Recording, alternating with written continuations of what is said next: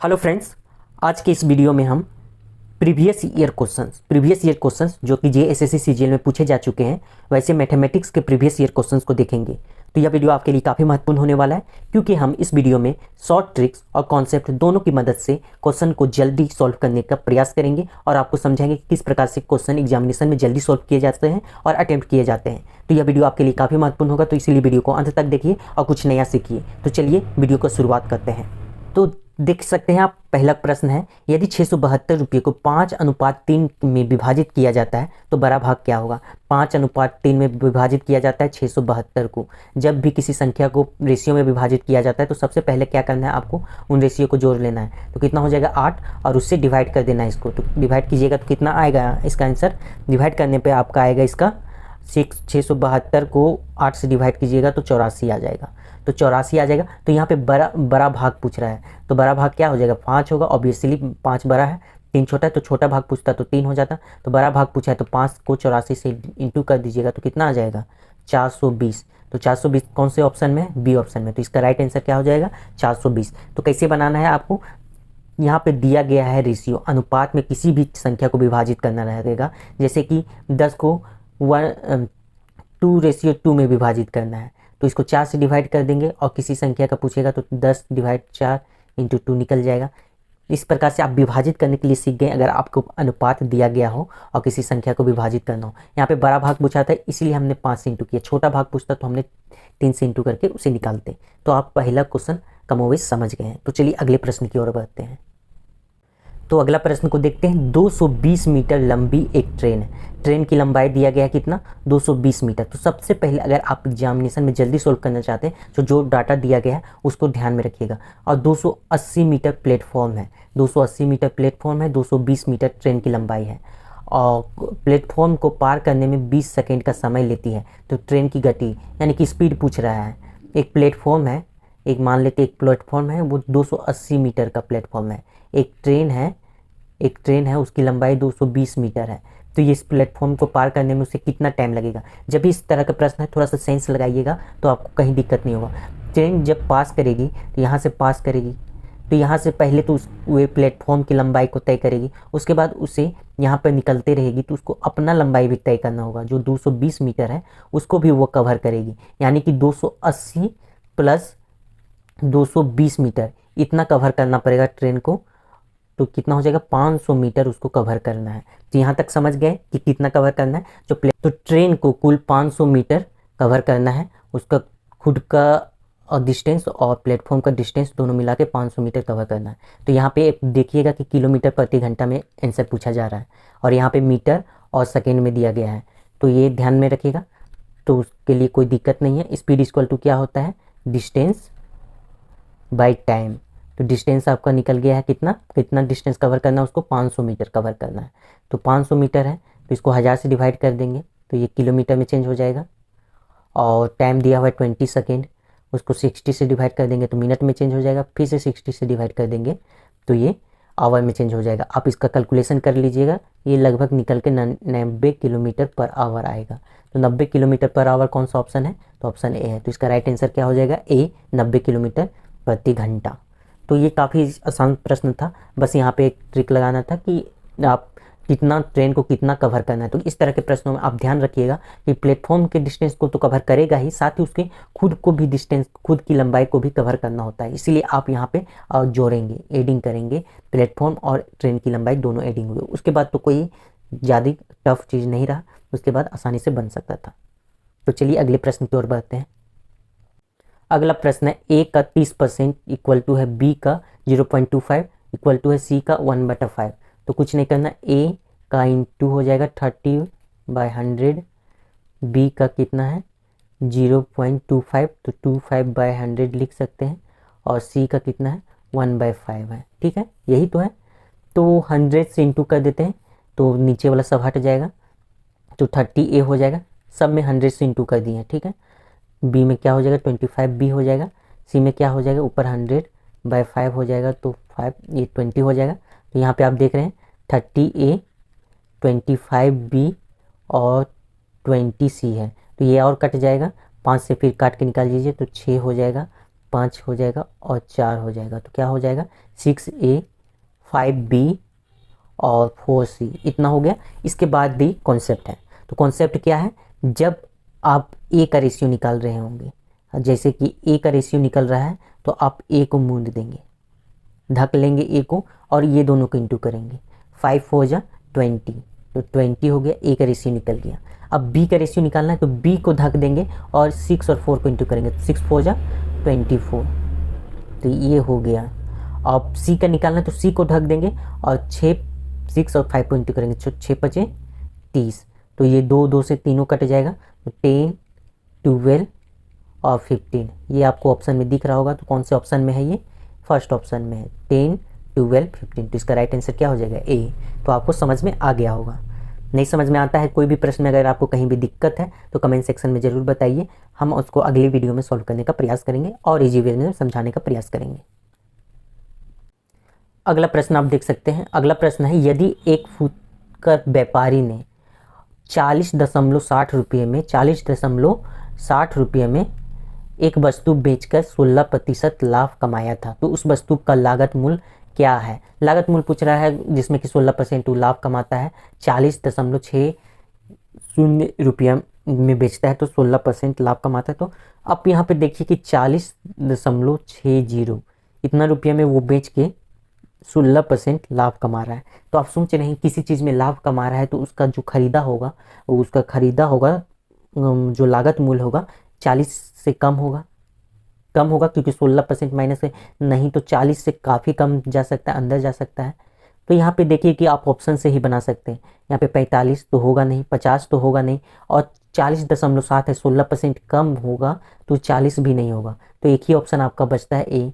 तो ए इस तरह से ऐसे ही राइट आंसर हो जाएगा ए, 35 रुपया।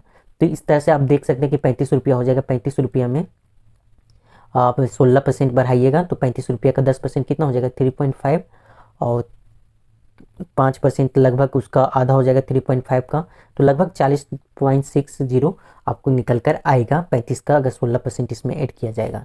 तो ए हो जाएगा इसका राइट आंसर। काफ़ी सिंपल है, बस आप ऑप्शन देख के बता सकते थे कि इसका ए ही आंसर होगा। तो अगर आप थोड़ा सा कॉन्सेप्ट रखेंगे तो इस सब प्रश्न में आपको 2-3 सेकंड से ज़्यादा नहीं लगने जा रहा है। तो चलिए अगले प्रश्न की ओर बढ़ते हैं। देखिए अगला प्रश्न क्या कह रहा है। यदि एक व्यक्ति को 150 रुपये में एक उत्पाद बेचकर 25% का घाटा हुआ तो उत्पाद का लागत मूल्य क्या था। देखिए कोई उत्पाद है, कोई ऑब्जेक्ट वस्तु है, उसको 150 रुपये में बेचता है तो उसको 25% का घाटा होता है। तो मान लेते हैं उसका जो प्राइस होगा जो कि सीपी ही होगा, तो सीपी में 25% का घाटा हुआ, मतलब कि सीपी जो ये 150 होगा सीपी का 75% के बराबर होगा कि नहीं जी। 25% का घाटा हुआ तो 100 में 25% का चल गया तो 75% के बराबर होगा।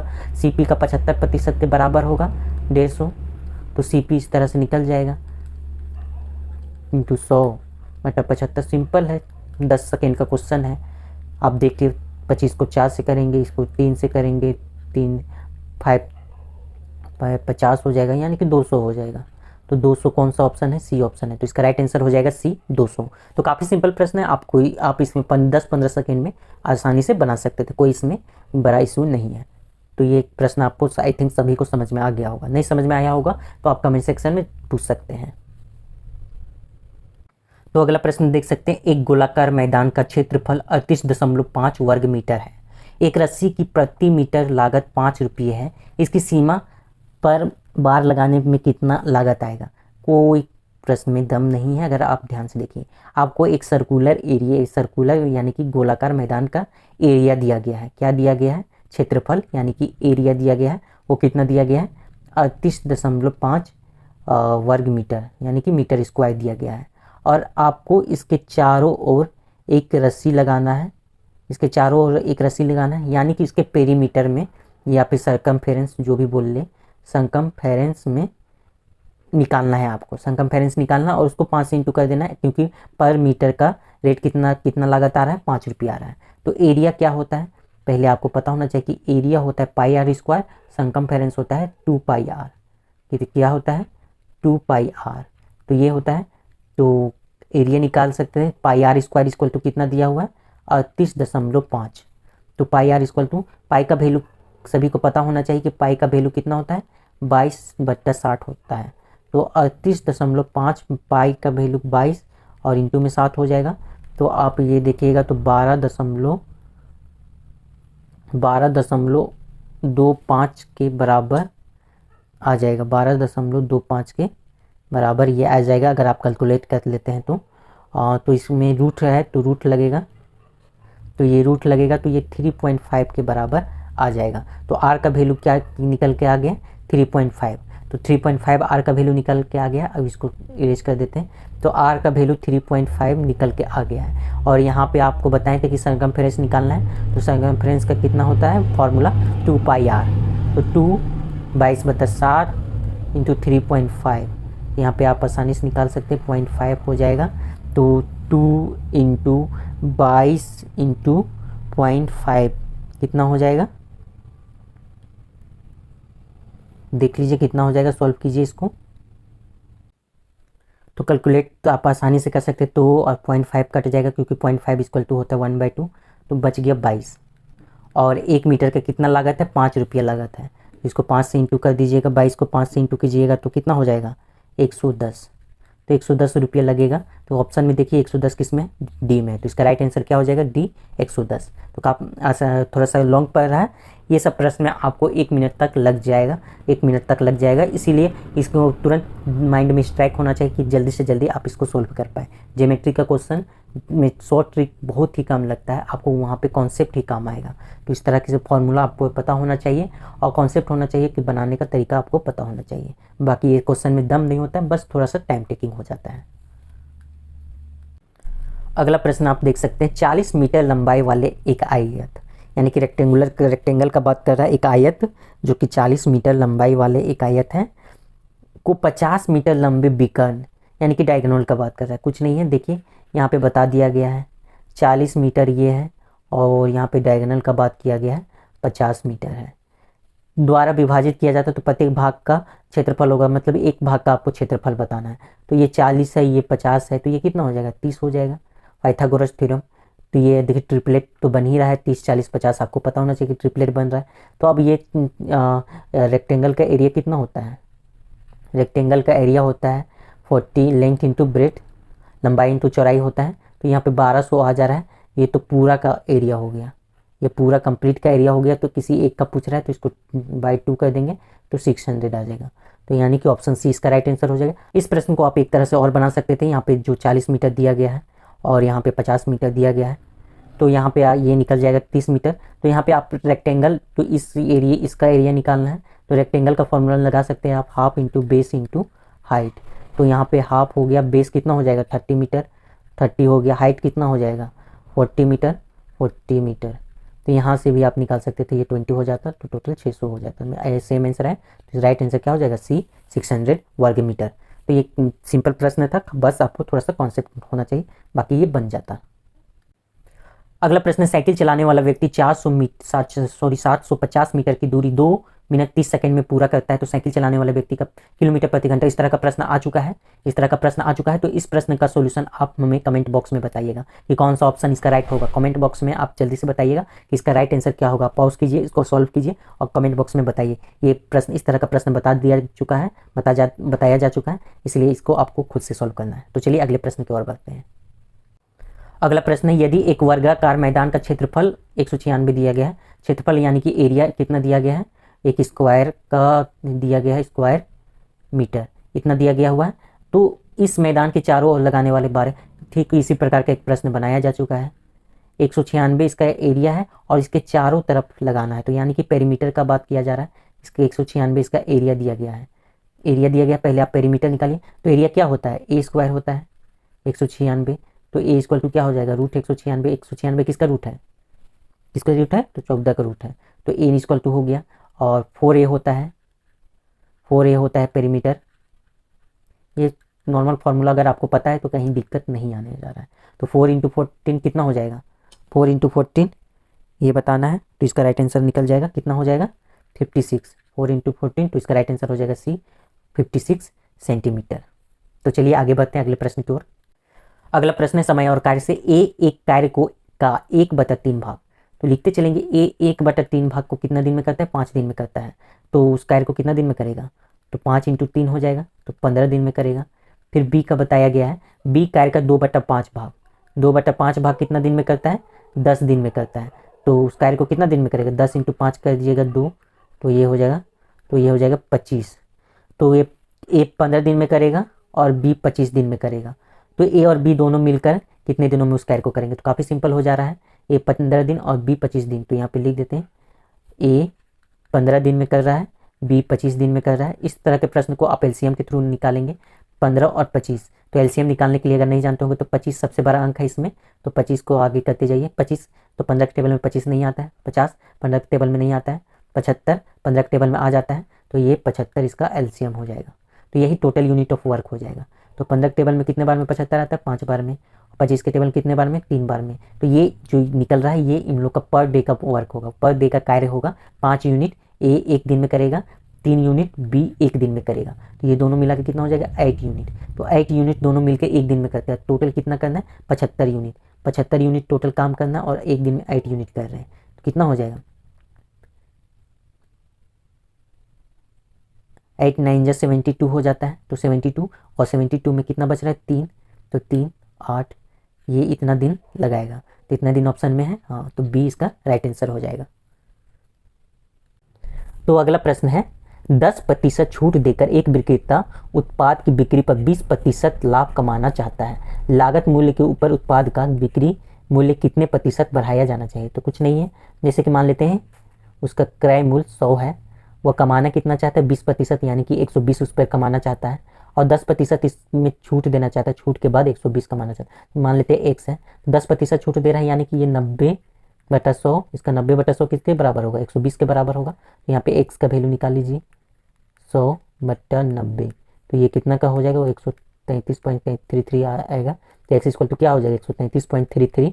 तो कितना प्रतिशत बढ़ रहा है, तो 33.33% बढ़ रहा है। तो इसका राइट आंसर क्या हो जाएगा, बी, 33.33%।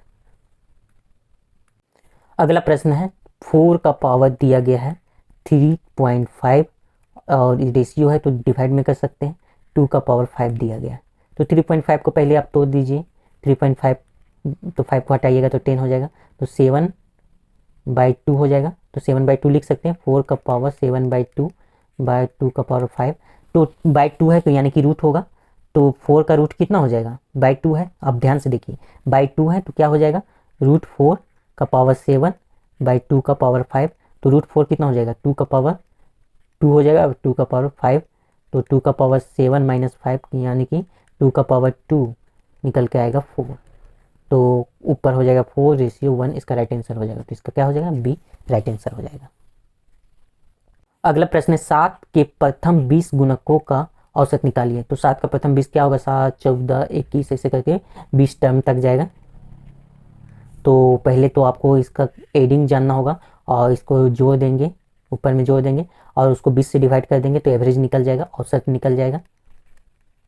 तो सम का फॉर्मूला क्या होता है, n/2 2a + n-1d, और यहाँ पे n किसके बराबर है, 20 के बराबर है, और डिवाइड बाय 20 तो n ही डिवाइड हो रहा है, तो n कट जाएगा, तो यानी कि 2a + n-1d डिवाइड बाय 2। तो a कितना हो जाएगा, a यानी कि फर्स्ट टर्म का होता है, तो फर्स्ट टर्म कितना है 7, n कितना है 20, तो 20 में 1 जाएगा तो 19 होगा, 19, और d इन दोनों के बीच का डिफरेंस, तो 7 ही है दोनों के बीच का डिफरेंस, तो 7 डिवाइड बाई 2 यानी कि 14 + 19 × 7 डिवाइड बाई 2 निकाल लीजिएगा, जो निकलेगा उसका राइट आंसर हो जाएगा। तो दोस्तों आज के अंतिम प्रश्न को देखते हैं, काफ़ी अच्छा प्रश्न है। ए एक कार्य को 18 दिन में, बी उसी कार्य को एक द्वारा लिया गया समय के आधे समय में पूरा कर सकता है। तो 7 काम करते हुए वे उसी कार्य का कितना भाग एक दिन में पूरा करेंगे। तो ए कितना दिन में कर रहा है, 18 दिन में, बी इसका आधा दिन में कर सकता है यानी कि 9 दिन में करेगा। दोनों को एक दिन में कितना भाग कार्य का करेगा, तो कुछ नहीं है, ये दोनों का पहले तो एलसीएम से काम कीजिए। एलसीएम तो 18 ही हो जाएगा, 18 यूनिट, तो ए एक दिन में 1 यूनिट काम करेगा, बी 9 2 18 होता है तो एक दिन में 2 यूनिट काम करेगा। तो दोनों मिलकर एक दिन में कितना यूनिट काम कर रहा है, 3 यूनिट काम कर रहा है। तो 3 यूनिट एक दिन में काम कर रहा है, कुल कितना इन लोग को काम करना था, 18 यूनिट, कितना हो जाएगा 1/6। तो 1/6 भाग इन लोग एक दिन में काम करेगा। तो कितना ये हो जाएगा, ये राइट आंसर। तो दोस्तों उम्मीद है कि आपको सभी प्रश्न अच्छे से समझ में आए होंगे। अगर आप इस चैनल पर नए हैं तो चैनल को सब्सक्राइब कीजिए, बेल आइकन को प्रेस कीजिए। कोई भी चैप्टर में, मैथमेटिक्स के चैप्टर में अगर आपको कहीं पे प्रॉब्लम होता है तो हमें कमेंट सेक्शन पे बताइए, हम उसके लिए स्पेशल वीडियो लेकर आएंगे और काफ़ी बेसिक से उस चैप्टर को समझाने का प्रयास करेंगे ताकि आपको मैथमेटिक्स में कहीं दिक्कत ना हो और सीजीएल जैसे ग्रेजुएट लेवल के एग्जामिनेशन में भी आप आसानी से मैथ के प्रश्नों को सोल्व करने में सक्षम हो। तो इस वीडियो को यहीं तक रखते हैं। वीडियो देखने के लिए आप सभी का बहुत बहुत धन्यवाद।